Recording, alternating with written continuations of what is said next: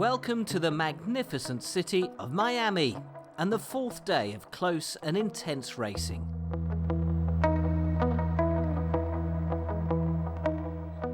Today, as well as the Star Class, 4 new classes were due out on the water, ready to fight for victory in their division. As long as we continue to be a successful event, I plan it to go on for many years. Each year we look at new fleets that want to be part of the event. The BACARDI Cup has always been something that sailors wanted to be part of, but if they weren't a star sailor, they weren't able to be part of it. Now, with the advent of Miami Sailing Week, joining the BACARDI Cup, we have the opportunity for other fleets and other boats to be able to join the fun. Unfortunately, strong winds forced race officials to keep the sailors ashore, except, that is, for the J70s.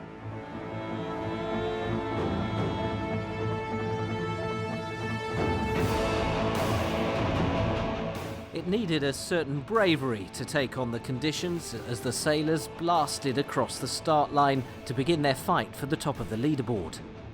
In such heavy wind conditions, teamwork is crucial, with everyone having to work efficiently together in order to achieve maximum performance.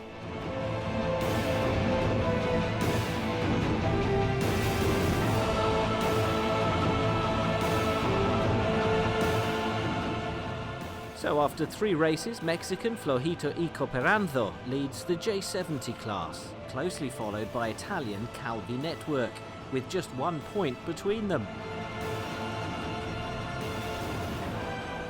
Heartbreaker from the United States finally got 3rd by claiming the bullet on the last race of the day. It's obviously the reason you come to Miami. This is amazing conditions, 80 degrees and 15 to 20 knots of breeze and warm water, so it was amazing sailing, 3 good races. Long beats, which was nice, to give you time to work on your boat speed and spread the fleet out a little bit, so it was spectacular sailing conditions and a nice big fleet of 40 boats, so great racing. Well, that's it for today. Join us tomorrow for more exciting racing at the BACARDI Miami Sailing Week and BACARDI Cup 2016.